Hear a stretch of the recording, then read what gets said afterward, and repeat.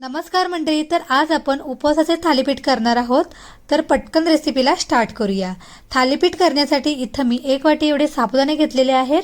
हे साबुदाणे मिक्सरच्या भांड्यामध्ये घालून घ्यायचे आणि त्याची जाडसर अशी पूड करून घ्यायची आहे. एकदम बारीक पूड करू नका. आता वाटलेलं मिश्रण एका बाउलमध्ये काढून घ्यायचं आणि आता ह्याच्यामध्ये ज्या वाटीने आपण साबुदाणे घेतलेले आहोत त्याच वाटीने 2 वाटी पाणी घालून घ्यायचं आहे. पहिल्यांदा 1 वाटी पाणी घालून घेऊया. त्याच्यानंतर हे मिश्रण सगळं मिक्स करून घ्यायचं आणि हळूहळू करून अजून 1 वाटी पाणी घालायचं, म्हणजे एकूण 2 वाटी पाणी इथं मी ह्या साबुदाण्याच्या मिश्रणामध्ये घातलेलं आहे. आता पाणी घालून झाल्याच्या नंतर हे सगळं मिश्रण व्यवस्थित मिक्स करून घ्यायचं आणि 10 ते 15 मिनिटासाठी भिजण्यासाठी बाजूला ठेवून द्यायचं आहे.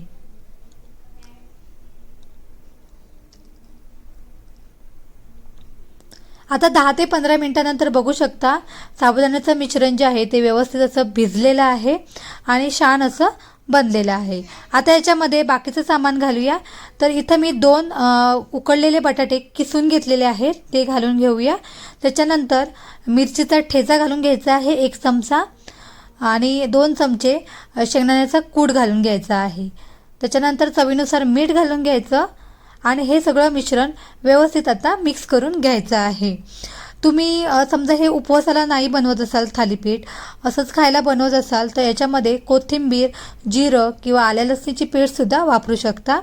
परंतु हे थालीपीठ मी उपवासाला बनवते त्यामुळे बाकीचे पदार्थ मी स्किप केलेले आहे. आता बघू शकता इथे आपला बॅटर जे आहे ते बनवून रेडी झालेलं आहे. आता आपण थालीपीठ करायला घेऊया. तर इथं मी 1 कढई घेतलेली आहे. त्या कढईमध्ये 2 चमचे तूप घालून घ्यायचं आहे. तुम्ही तेलसुद्धा वापरू शकता. आता तूप चांगलं असं गरम झालं की आता ह्याच्यामध्ये तुम्हाला जेवढ्या आकाराचं थालीपीठ पाहिजे असेल तेवढं हे मिश्रण घालून घ्यायचं आहे.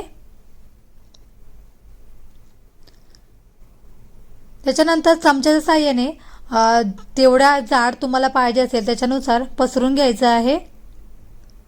बघू शकता एकदम जास्त जाडसर असा नका ठेवू, थोडंसं पातळ असं करून घेऊया. व्यवस्थित असं पसरून घ्यायचं. साईडच्या कडा ज्या आहेत त्या व्यवस्थित अशा पॅक करून घ्यायच्या आहेत, जेणेकरून थालीपीठ आपलं छान दिसेल किंवा छान असं सगळ्या बाजूनी व्यवस्थित असं शिजून येईल. तर बघू शकता आता काय करायचं, बारीक गॅस करून ठेवायचा आणि त्याच्यावर झाकण लावून ठेवायचं आहे. आता 10 मिनिटानंतर बघू शकता छान असं थालीपीठ जे आहे ते भाजलेलं आहे खालून. आता याला पलटून घेऊया.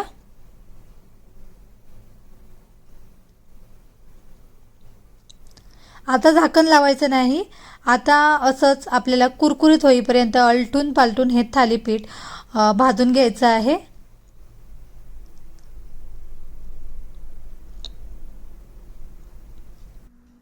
तर इथं बघू शकता दुसऱ्या साईडने सुद्धा आपलं थालीपीठ जे आहे ते भाजून झालेलं आहे. आता एका प्लेटीमध्ये काढून घेऊया. बघू शकता एकदम कुरकुरीत असं थालीपीठ आपलं बनलेलं आहे. आता अशाच पद्धतीने अजून एक थालीपीठ आपण करून घेऊया.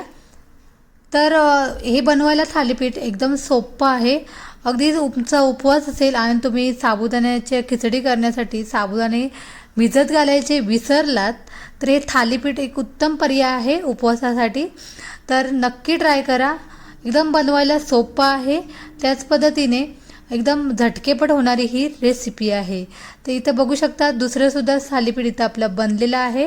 दोन्ही साईडने कुरकुरीत आपण ह्याला भाजून घेतलेलं आहोत. आता हे थालीपीठ आपण काढून घेऊया आणि अशाच पद्धतीने अजून जी थालीपीठ आहेत ती सुद्धा आपण बनवून घेऊया. तर तुम्हाला हे थालीपीठाचा व्हिडिओ जो आहे तो कसा वाटला मला नक्की कमेंट करून सांगा.